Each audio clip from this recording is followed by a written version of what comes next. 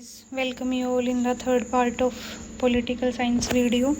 जो हमने अरिहंत का कैप्सूल है उसकी जो वीडियो स्टार्ट कर रखी है 23 चैप्टर्स को डिस्कस करने की है, उसका पार्ट 3 है। I hope you will like the video, so let's start. Please let you do subscribe and like my videos, subscribe my channel for more videos, thank you. जो हमारी प्रस्तावना है, जो हमारी प्रियम्बल है कॉन्स्टिट्यूशन की, जिसमें हमारे संविधान का परिचय दिया गया है, उसमें संविधान के जितने भी तत्व हैं उन 7 तत्वों का उल्लेख है। नेक्स्ट जो विचार है हमारी प्रस्तावना, जो प्रियम्बल का विचार है वो लिया गया है अमेरिका के कॉन्स्टिट्यूशन से। जो इसकी भाषा है वो ली गई है ऑस्ट्रेलिया से। अगर विचार पूछे तो अमेरिका के कॉन्स्टिट्यूशन से लिया गया है, और अगर लैंग्वेज ऑफ प्रियम्बल पूछे तो हमारा ऑस्ट्रेलिया के कॉन्स्टिट्यूशन से लिया गया है। फिर है जो प्रेरणा दी है, उद्देश्य प्रस्ताव जो है वो नेहरू ने पेश किया था 13 दिसंबर 1946 को, और इसको स्वीकृति मिली थी 22 जनवरी 1947 को। संविधान सभा ने इसको स्वीकार किया था 22 जनवरी 1947 को। 13 दिसंबर 1946 में जब दूसरी बैठक हुई थी, जिसमें राजेंद्र प्रसाद जी जो हैं वो परमानेंट अध्यक्ष बने थे सच्चिदानंद सिन्हा की जगह, उसमें इन्होंने अपना उद्देश्य प्रस्ताव पेश करा था। उसके बाद पॉइंट है कि जो हमारी प्रियम्बल है, जो प्रस्तावना है, वो नॉन जस्टिशिएबल है, गैरवाद योग्य है, इस पे वाद विवाद नहीं हो सकते। आज तक हमारे प्रियम्बल में सिर्फ एक बार अमेंडमेंट हुआ है, 42nd कॉन्स्टिट्यूशनल अमेंडमेंट, 42वां संविधान संशोधन 1976 में, जिसमें 3 शब्द जोड़े गए थे, समाजवादी, पंथ निरपेक्ष और अखंडता। प्रस्तावना है वो ना तो सरकार के कामों में बाधा डालती और ना ही प्रस्तावना सरकार को शक्ति देती है। प्रस्तावना क्या है? एक उद्देश्य की पत्रिका है जो ये बताती है हमारा कॉन्स्टिट्यूशन कैसा होना चाहिए और हमारी कंट्री कैसी होनी चाहिए। अगर इसको पढ़ें, हम भारत के लोग, भारत को एक संपूर्ण प्रभुत्व संपन्न समाजवादी पंथ निरपेक्ष लोकतंत्रात्मक गणराज्य बनाने के तथा उसके समस्त नागरिकों को सामाजिक, आर्थिक और राजनीतिक 3 तरह के न्याय की बात की गई है इसमें। उसके बाद 5 तरह की स्वतंत्रता की बात की गई है, विचार, अभिव्यक्ति, विश्वास, धर्म और उपासना। उसके बाद प्रतिष्ठा और अवसर की समानता के बारे में बात करी गई है। उसके बाद जो विशेषज्ञ थे, स्पेशलिस्ट थे कॉन्स्टिट्यूशन के, उन्होंने जो अपने विचार पेश किए हैं वो संविधान की कुंजिका है प्रियम्बल को अर्नेस्ट वाकर ने। उसके बाद बोला है दीर्घकालीन सपनों का विचार बाय कृष्ण स्वामी अय्यर। जो कृष्ण स्वामी अय्यर है वो ड्राफ्टिंग कमेटी के भी मेंबर थे। उसके बाद है हरियाणा का ID कार्ड बोला था N.A. पालकीवाला ने, और गणतंत्र की जन्म कुंडली बोला था K.M. मुंशी ने। उसके बाद सोल ऑफ कॉन्स्टिट्यूशन, संविधान की आत्मा बोला था ठाकुरदास भार्गव ने। उसके बाद हम बात करते हैं जो प्रस्तावना में हम भारत के लोग अर्थात जनता, ये स्रोत है, उद्देश्य क्या क्या है, जिसमें इसमें लागू हुई थी हमारी प्रस्तावना 26 नवंबर 1949 को, तब हमारा कॉन्स्टिट्यूशन बन के तैयार हुआ था। इसमें न्याय की बात करी गई है, 3 तरह के न्याय, सामाजिक न्याय, आर्थिक न्याय व राजनीतिक न्याय। उसके बाद स्वतंत्रता की बात करी गई है हमारी, 5 तरह की स्वतंत्रता की बात करी गई है, विश्वास की, धर्म की, उपासना की, विचार की और अभिव्यक्ति की। उसके बाद है जो इसका विचार आया था स्वतंत्रता वाले पॉइंट को ऐड करने का, वो फ्रांस की क्रांति से आया था, क्योंकि उस टाइम में फ्रांस में रिवॉल्यूशन चल रहा था। नेक्स्ट है समानता की, सभी समान, विशेषाधिकार नहीं होंगे, कि कॉन्स्टिट्यूशन की नज़र में सब लोग समान हैं। उसके बाद बंधुत्व व भाईचारे की बात करी गई हमारे प्रियम्बल में।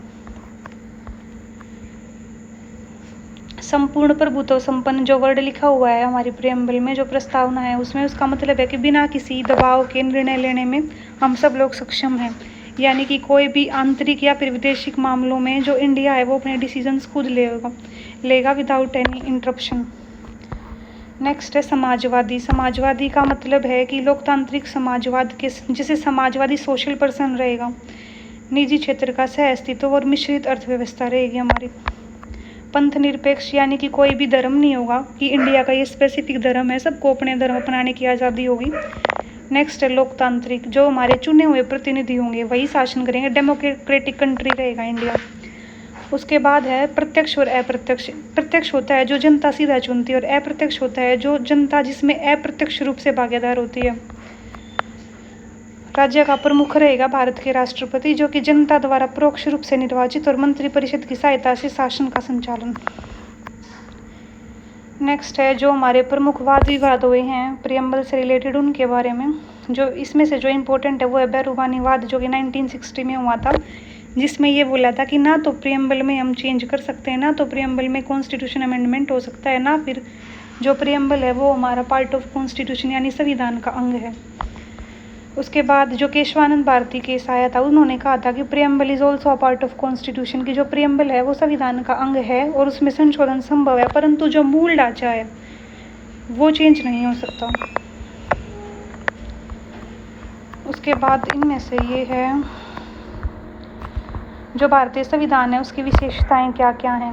विधि द्वारा शासन रहेगा, सार्वभौमिक वयस्क मताधिकार, सबको अपने वोट डालने का अधिकार होगा, SC ST एवं अल्पसंख्यकों के लिए विशिष्ट प्रावधान जो हमारे कॉन्स्टिट्यूशन में है, राइट टू माइनॉरिटीज़ उनकी बात हो रही है यहाँ। नेक्स्ट है संघात्मक परंतु एकात्मकता की ओर झुकाव, पंथ निरपेक्ष राज्य यानी राज्य का अपना कोई धर्म नहीं होगा, मौलिक अधिकार व कर्तव्य, जो कॉन्स्टिट्यूशनल राइट्स हैं हमारे और जो ड्यूटीज़ हैं वो, ये हमारी सारी कॉन्स्टिट्यूशन की विशेषताएं हैं। नम्यता व अनम्यता का मिश्रण, संसदीय शासन प्रणाली रहेगी, जो संविधान है उसको सबसे ऊपर माना गया है पूरे भारत में। स्वतंत्र एवं निष्पक्ष न्यायपालिका रहेगा, जो हमारा जुडिशियल सिस्टम है वो बाइसनेस नहीं शो कर सकता। एकल नागरिकता, सिंगल सिटीजनशिप रहेगी, जो सिंगल सिटीजनशिप है ये हमने ब्रिटेन के कॉन्स्टिट्यूशन से लिया है। जो भारत का संविधान है वो सबसे बड़ा लिखित संविधान है। नेक्स्ट है संविधान के एकात्मक व संघात्मक लक्षण, शक्तिशाली केंद्र रहेगा, एकात्मक है राष्ट्रपति शासन जिसमें सिर्फ प्रेसिडेंट रूल ये तब लागू होता है, तब इसमें सिर्फ प्रेसिडेंट की पावर्स चलती हैं। उसके बाद एकल नागरिकता, सिंगल सिटीजनशिप। उसके बाद है आपका राष्ट्रपति द्वारा जो राज्यपाल की नियुक्ति रहेगी, राज्यपाल आपका जो होगा वो स्टेट का हेड रहेगा और जो राष्ट्रपति होगा वो आपका सेंटर का हेड रहेगा। नेक्स्ट है आपका आपातकाल में बिना संशोधन के एकात्मक स्वरूप।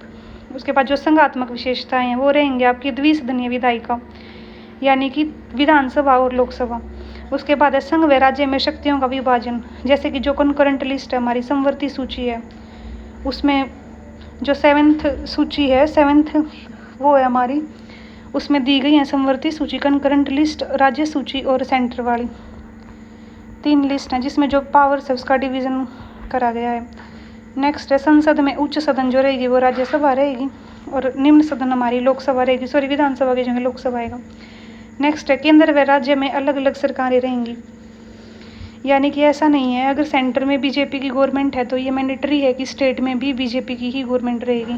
उसके बाद है संविधान संशोधन की जटिल प्रक्रिया रहेगी ताकि कोई भी इजीली अमेंडमेंट ना कर सके कॉन्स्टिट्यूशन में और सही अमेंडमेंट हो सके कॉन्स्टिट्यूशन में अगर नीडेड है तो।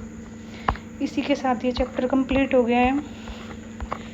So please you like and share and subscribe my channel. मिलते हैं नेक्स्ट वीडियो में। Thank you.